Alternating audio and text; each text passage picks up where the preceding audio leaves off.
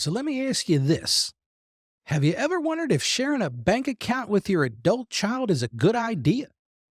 Or maybe you heard about these things called power of attorneys, but aren't quite sure how they work. Well, buckle up because today we're diving into a story that just might save your life. And trust me, you're going to be shocked at just how sad the situation can become, even between mother and daughter. So stick around to find out why sometimes keeping your money to yourself isn't selfish, it's smart. We're going to answer the question, should I have joint accounts with my children or rely on a power of attorney?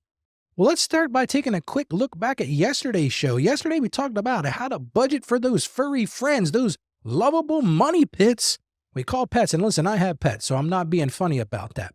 But if you missed it, be sure to check it out. And trust me, your wallet and those four-legged friends will thank you. Well, now let's get to today's topic. We got a message from Sharon. Sharon writes this, Ralph, I've been listening to your show for months now, and it's really helped me get a handle on my finances. Thank you for that. Here's my question. My daughter's been pushing me to add her to my bank account. She says it'll make things easier if anything happens to me, but I'm not sure if that's the best move. What do you think? Should I have a joint account with my children or rely on a power of attorney? Sharon, we're fixing to get real today, and I'm so glad you asked that question. And trust me, it's a situation many people find themselves in, and the answer isn't always as straightforward as you might think. And listen, I got a story that will shed some light on this issue. Remember, this show is all about answering your questions, so do me a favor. Go to justaskralph.com and let me know your question. You know, Sharon, your question reminds me of a passage from the Bible. And this passage speaks the importance of wisdom in our financial decisions, and more importantly, it talks about how we should approach these matters with careful considerations. And it comes from Proverbs chapter 13, verse 22, and it reads this. A good person leaves an inheritance for their children's children, but a sinner's wealth is stored up for the righteous. Now, you might be wondering what this verse has to do with joint bank accounts and power of attorney. Maybe you thought Ralph's lost his mind. Well, let me tell you about my client, Debra. Now, this is a situation that I will not soon forget, and it really changed my view on this issue for good. It was shocking. Her experience might just change the way you think about managing your money and planning for the future as well. So picture my client, Debra. She's a sweet 68-year-old widow. Her and her husband have been clients of mine for, I think it was like 20 years. She was one of these people you meet. She had a heart of gold. And truth be told, she had a savings account to match that. And Deborah's one of those hard-working people. She worked her whole life. She always took care of her husband and her daughter. She would pinch pennies. She was very frugal. She made smart investments. And she didn't have this huge nest egg. It wasn't enormous. But truth be told, it was enough to see her through her golden years with comfort. You know, she wouldn't be able to spend every nickel she had, but she could live with comfort. Well, then one day, Lisa, her daughter, the apple of her eye, they were close. I mean, you're talking about mother and daughter that were close. You look at this from the outside, and these two were inseparable. They did the craft fairs together. They did the garage sale together. They did all those things together. And Lisa had always been there for her mom. Even when her father passed, they would come in after that, and they would see me together to get the taxes done. And one day, Lisa suggested they open a joint account. And she used the word to Debra just in case. Debra didn't think twice about it. After all, Lisa was responsible, she was caring, and she had always shown that she had her mother's best interest at heart. So fast forward 6 months, and guess what happened? Mom and daughter had a falling out. Deb and Lisa had a falling out over something that Deb tells me in retrospect was really trivial. It was one of those mother-daughter spats. I know you've heard of those things, and usually they blow over in a day or two. But this time something was different. In fact, it was so different that the next time Debra checked her bank balance, she nearly went into cardiac arrest. To her surprise, the account was empty. I mean, every last cent was gone. Think for a minute. Can you imagine the panic? Can you imagine the betrayal, the sheer helplessness? She called me, and I didn't know what to say. It was terrible. But before she called me, she called the bank. Because Debra was certain there had to be some mistake. The bank must have put the money in the wrong person's account, or something had to have happened. But the bank representative's words hit her like a ton of bricks. This is exactly what she said. I wrote it down so I didn't forget. She said, I'm sorry, man, but your daughter had every right to withdraw that money. She's a joint account holder. Wow. And in that moment, Deborah's world crumbled. her safety net, her peace of mind, her future all vanished in the blink of an eye. Now, I know what you might be thinking, Ralph, that's terrible, but surely that's a rare occurrence, right? Sure, I wish I could say yes. But the truth is, I've seen this story and variations of this story play out more times than I care to count. The truth is, old age and death brings out ugly sometimes in people. Now, sometimes it's just a child taking advantage of, because they're having tough times of a well-meaning family member. Maybe that person gets into financial trouble and just dips into that joint account as a quick, easy fix. They're going to put that money back, but then they never do. So you might be asking, what could Debra have done differently? You might say, Ralph, how could she have protected herself while still ensuring her daughter could help if needed? Well, I'm going to give you the answer. And that answer, in my view, is a power of attorney. So let's start by addressing what is a power of attorney. That might be what you're asking. Now listen, I am not an attorney. So I want to be clear, I'm not giving you legal advice. I'm going to give you practical advice. I'm going to encourage you, if you want to move forward with this, talk to a licensed attorney. So a power of attorney is a legal document, and it allows you to appoint someone you trust, that's the key, to make decisions, another key, on your behalf, if you're not able to do so. Now, unlike a joint account, it doesn't give the other person immediate access to your money, and instead it only comes into effect under certain circumstances, and the best part is you define these. That's the key. You define those circumstances. Now, there are generally two types of power of attorneys that are particularly relevant and the ones I'm going to talk about here. First one's called a durable power of attorney. This is what you probably hear most people having. And this type remains in effect even if you become incapacitated. You put it together ahead of time, and it allows your appointed agent, that's the person you select, to manage your financial affairs. Maybe it's paying your bills, making financial decisions, but they do those things on your behalf. Now, as an aside, I will say they're supposed to act in your best interest. So that's when you make sure and we'll get to that a little bit later, you'll make sure you're selecting the right person. Now, the other type of power of attorney is what's called a springing power of attorney. That's springing or springer, you might have heard. And this is the kind of power of attorney that only springs into action when a specific event occurs. Such as maybe you set it up so that if I become incapacitated, if a doctor says that I'm no longer able to make decisions for myself, then when it springs into action. And a lot of people like these because it provides an extra layer of protection because it doesn't grant any powers until they're absolutely necessary. Now, in this particular example with Debra, both of these options would have allowed Debra to maintain control of her finances while she was still able to do that, when she still had the wits about her to make those decisions, and she certainly did. But it would give Lisa the ability to step in if she was needed. Now listen, a lot of people say to me, Ralph, look, legal documents can seem intimidating. But trust me on this. Doing those legal documents is a lot less scary than watching your life savings disappear overnight. You don't want to live that life that Debra lived, all because she had a falling out with her daughter. So the next logical question you're asking is, Ralph, what can I do to protect myself? Well, let me give you some actionable steps. I'm going to start off with number one, and I said this 3 times already, consult with a lawyer. I am not a lawyer, but lawyers can help you understand the nuances of these power of attorneys and help you choose the right option for your situation.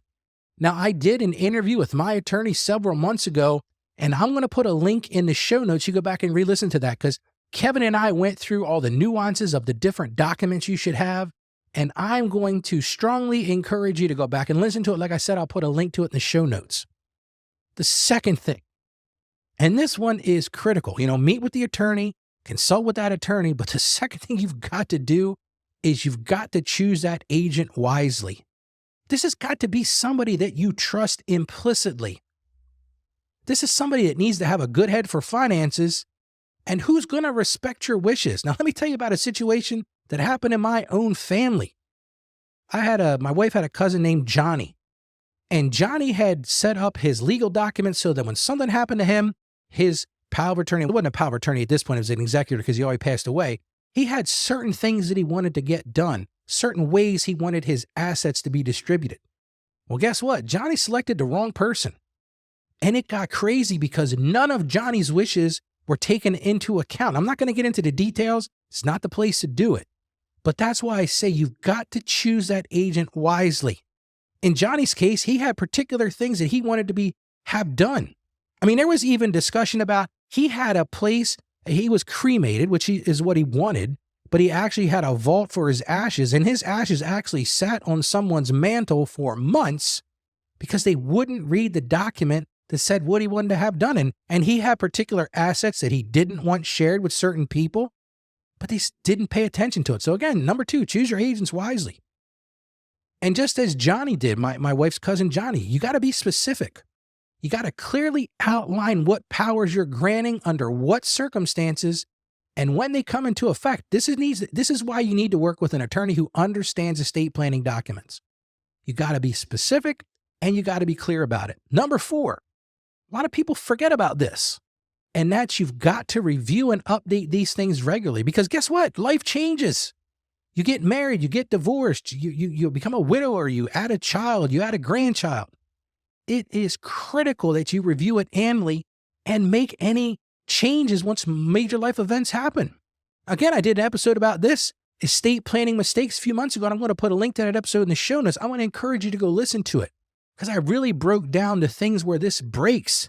And this is a time when you don't want things to break. So if you put things in motion, you've got these things set up because your goal is to have things play out in a certain way. And then all of a sudden they don't play out that way because the person you selected or the things that you set up weren't done correctly. Why did you bother in the first place? And last but not least, and this one is complicated because trust me, like I said a little while ago, old age and death bring out the ugly in people. I've seen it in my own family. I've seen it in my client base. But you've got to communicate openly. You got to discuss those decisions with your family. That will avoid misunderstandings and hurt feelings down the road. I would even venture to say have a family meeting if it's possible. Sit down with all the parties involved around a big table, of maybe have some pasta and sauce, or have some meatballs, or go, sit down with everybody and have a discussion. Because think about it like this. A lot of people think this is about distrust, but setting up a power of attorney isn't about distrust. And Deb learned this the hard way. It's about protecting yourself and your loved ones.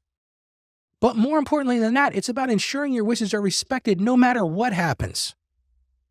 So let's recap for a second. Now, while joint accounts might seem like an easy solution, as Debra learned, they can open you up to significant risk. The power of attorney, on the other hand, like I talked about, it allows you to maintain control of your finances while still allowing Lisa, in our case, to step in if she was needed. So Sharon, I'm going to come back to you here. I hope this helps you answer your question. And remember, Sharon, if you don't hear anything else I say today, it's not selfish to protect your financial future. It's just not. You've worked for that. You've put that money aside. You've done those things. It's wise stewardship of the resources that God has blessed you with to protect those things. And look, I know it's a lot to consider. It's not easy. These are hard discussions. Nobody wants to talk about this stuff. But I encourage you to reach out for assistance and guidance in making the best decisions for you. Well, don't forget to tune in tomorrow when we'll be talking about, and this is a great topic after today's discussion, how can I manage my anxiety by using my faith? Because maybe this brought on a lot of anxiety. It does with a lot of people. But it's going to be a powerful episode you don't want to miss. Now, maybe you're sitting there thinking, Ralph, all this sounds great, but dude, I'm not even sure how to apply it to my specific situation. You might feel lost. You might feel overwhelmed. You might feel like, Ralph, I don't even know where to start. But I've got some great news for you. I can help you. You can schedule a one-on-one appointment with me, and I will go through these type of discussions with you. I'm going to help you better manage your financial life. And the first step is yours. Go to AskRalph.com, click on the banner that says Book a Call with Ralph.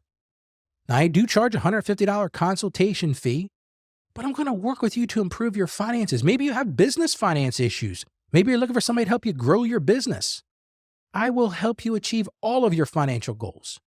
It starts with creating a personalized plan just for you, not some boilerplate that works for everybody. Now, you might be saying, Ralph, you want to charge me $150? Why in the world would I spend money to speak to you? And guess what? That's a fair question. It's a reasonable question. Money is money. But my guarantee is that if you don't get at least $150 worth of value from the call, I will refund your money. Can't say it any clearer than that. So don't wait. Schedule today and let's start your journey to financial freedom together. Because remember this, My passion is to help you achieve financial success. This is what I do. This is why I turn the microphone on. I get in front of this camera every day because I want you to live out your dreams and I want you at the same time to grow in your faith. Because I know this. I've done this since 1994. Yes, do the math. It's 30 years now in 2024. Maybe you listen to this after the fact and it's even farther. But this is what I know. This is what I do. This is what I do. I help people. And I know together we can master your finances from that Christian perspective. And you're not going to get that in a secular world. There's a lot of people that can teach you how to be a scoundrel. And they might help you financially, but are they doing it for the right reasons? And that's what I bring to the table. So as I always end this show, I want to encourage you, stay financially savvy, listen to more podcasts, tune in tomorrow, go back and listen to some of our old shows, and grow your wisdom, and God bless you. Thank you for joining us on the Ask Ralph podcast. And with a simple click to subscribe, we'll invite you back to our next episode. And remember, financial issues don't have to be complicated. Just ask Ralph. The information contained in this episode of Ask Ralph is based on data available as of the date of its release. Saggio Accounting Plus and Ask Ralph Media, Inc. is under no obligation to update this content if changes occur. Applying this information to your specific situation requires careful consideration of all facts and circumstances, and any information provided is not to be considered as financial, tax, or legal advice. Please consult your tax advisor or attorney before acting on any material covered.